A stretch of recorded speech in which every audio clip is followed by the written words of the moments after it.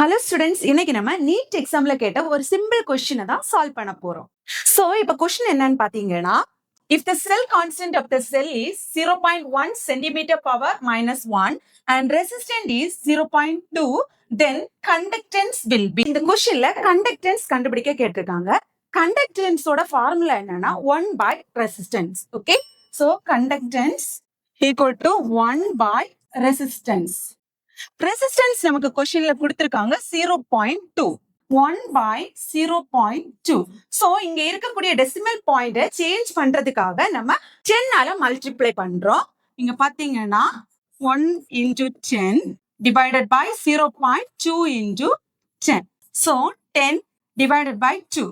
10 divided by 2 என்னது நமக்கு 5. Okay, இங்க ஆப்ஷன் பாருங்க, ஆப்ஷன் பி 5 ohm inverse தான் நம்மளோட ஆன்சர். ஓகே ஸ்டூடெண்ட்ஸ், இந்த மாதிரி நீட் பேஸ் क्वेश्चंस ஈஸியா ரீகேப் பண்ணிக்க நம்ம பேஜை ஃபாலோ பண்ணிக்கோங்க.